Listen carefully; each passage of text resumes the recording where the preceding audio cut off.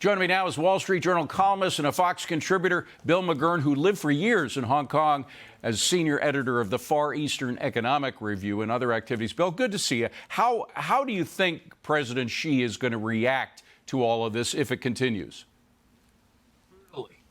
I think he's not going to have a moment's hesitation. This really is a threat to him because in a Chinese narrative, they say, no Chinese would ever think of freedom himself or protest the government. It's so good. It has to be foreign. And so you're already seeing on Twitter and things, Chinese sources putting out, it's all directed by the CIA. Xi Jinping will not make the mistake of other dictators by being too soft. He's going to crack down hard where it can. Well, why hasn't he done so yet? A lot of people say that they're comparing it to Tiananmen back in 1989, and there they came down pretty hard very quickly. What is he waiting for right now? I mean, is there any possibility that he is genuinely concerned that something's happening here that's much bigger than what happened in Tiananmen in '89? Yeah, I don't think it's bigger yet. I think of course he's concerned.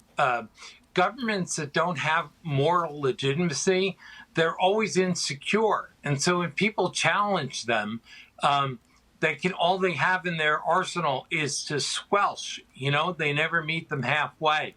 And so I think they're always paranoid about threats of the power. And I think he's going to be looking to do what he can to contain them as soon as possible. Not unlike the COVID policies themselves, all done to crack down. Yeah, although, I mentioned in my opening riff that just 2 years ago, we had not only the head of the WHO, who, frankly, I've never been impressed by at all, Tedros, but by Democrat politicians here in the United States praising the Chinese policy, saying we have to duplicate it. We saw some mini versions of those lockdowns in places like Michigan and Los Angeles and other places.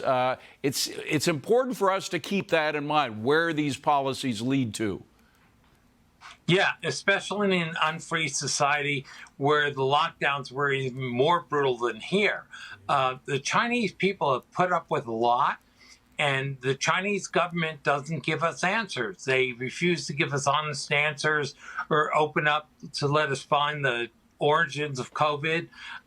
They're not an honest partner. So naturally, people are distrustful, and when they hit a breaking point, they take to protests. It's incredible, given what they know must follow.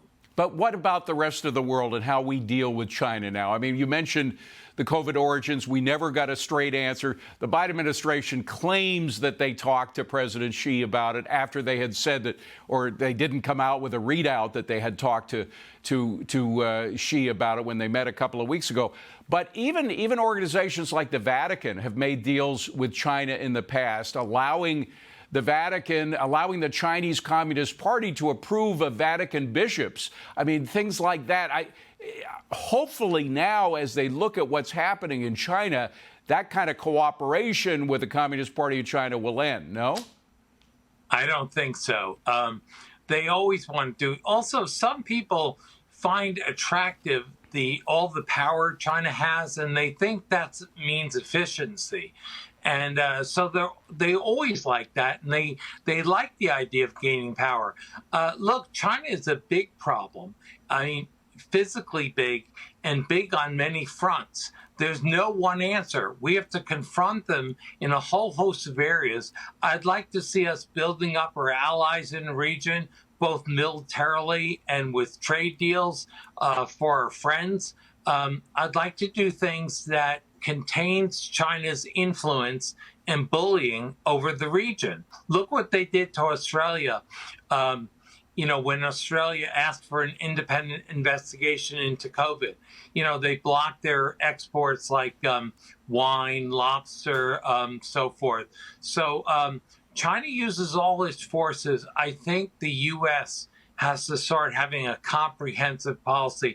And primarily, we need to build up our forces to be credible, and we need to preserve the free parts that we have, like Taiwan. Yes, indeed. By the way, you mentioned the impression of efficiency on the part of the Chinese Communist Party, and that impresses the Vatican. I mean, the Vatican the Christianity began by a guy who challenged the most efficient government at the time, which was Rome.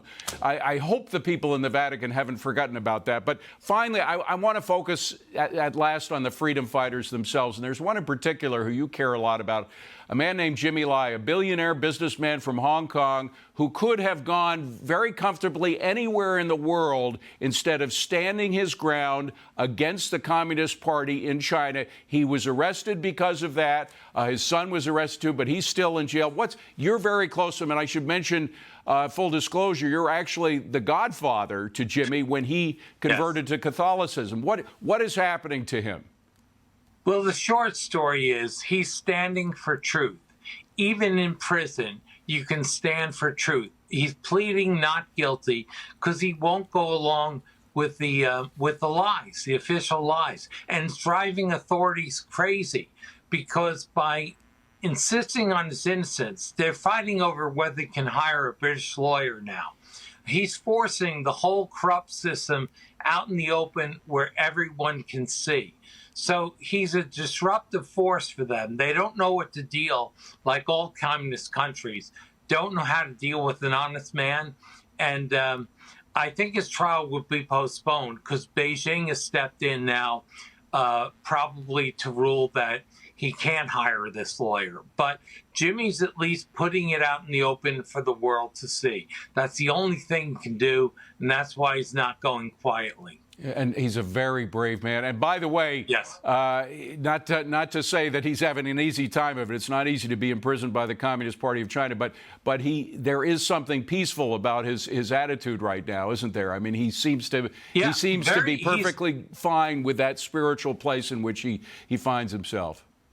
He's very at peace with himself because he's living by his principles. And also, he's very similar to the protesters in China.